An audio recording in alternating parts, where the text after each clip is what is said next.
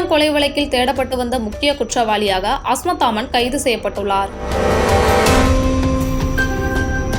பகுஜன் சமாஜ் கட்சியின் மாநில தலைவராக இருந்த ஆம்ஸ்ட்ராங் கடந்த ஜூலை 5ஆம் தேதி சென்னையில் உள்ள அவரது இல்லத்தில் சரமாரியாக வெட்டி படுகொலை செய்யப்பட்டார்.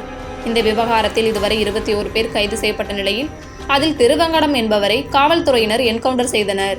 மேலும் ஆம்ஸ்ட்ராங் கொலையில் மூளையாக செயல்பட்டதாக கருதப்படும் பொன்னை பாலு, அருள் உள்ளிட்ட 5 பேரை 3வது முறையாக காவலில் எடுத்து போலீசார் விசாரணை நடத்தினர். விசாரணையில் அவர்கள் கொடுத்த தகவலின் அடிப்படையில் தமிழக இளைஞர் காங்கிரஸ் முன்னாள் நிர்வாகியான வழக்கறிஞர் அஸ்மத் தாமன் என்பவரை முன்தினம் காவல்துறையினர் கைது செய்தனர். இந்த அஸ்மத் தாமன் தற்போது சிறையில் உள்ள ரவுடி நாகேந்திரன் என்பவரின் மகன் ஆவார். கடந்த 2 நாட்களாக அஸ்மத் தாமனிடம் தனிப்படை போலீசார் விசாரணை நடத்திய நிலையில் அதில் பல திடுக்கிடும் தகவல்கள் தெரிய வந்தது. அதாவது அஸ்மத் தாமனுக்கும் ஆம்ஸ்ட்ராங்கிற்கும் ஏற்கனவே மோதல் இருந்ததால் இதனால் ஆம்ஸ்ட்ராங்கை கொலை செய்ய திட்டமிட்டிருந்தது தெரிய வந்தது. மேலும் முன்னதாக இந்த வழக்கில் கைதான அருள் என்பவர் ஆம்ஸ்ட்ராங்கை பலமுறை சந்தித்து பேசி பணம் வாங்கியுள்ளார்.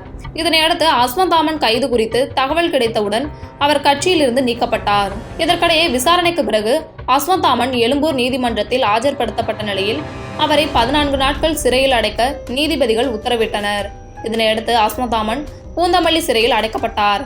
மேலும் ஆம்ஸ்ட்ராங் கொலையில் இந்த அஸ்மத் தாமன் முக்கிய குற்றவாளி என்பதால் அவரை மீண்டும் காவலில் எடுத்து விசாரிக்க போலீசார் திட்டமிட்டுள்ளனர்.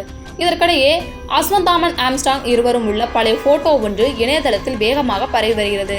அதாவது ஆம்ஸ்ட்ராங் மகளின் பிறந்தநாள் விழா சமீபத்தில் நடந்த நிலையில் அதில் அஸ்மத் தாமன் கலந்து கொண்டு இருக்கிறார். மேலும் ஆம்ஸ்ட்ராங்கிற்கு புத்தகம் ஒன்றையும் பரிசாக வழங்கியிருக்கிறார். இந்த போட்டோ தான் தற்போது இணையதளத்தில் பரவி வருகிறது. துரோகிகள் உடனிருந்தே ஆம்ஸ்ட்ராங் உயிரை பறித்துள்ளனர் என்று நெட்டிசன்கள் பதிவிட்டு வருகின்றனர். இது மட்டுமின்றி நினைவேந்தல் நிகழ்விலும் அஸ்மத் தாமன் கலந்து கொண்டிருக்கிறார். இது தொடர்பான போஸ்டர்களையும் நெட்டிசன்கள் இணையதளத்தில் பகிர்ந்து வருகின்றனர்.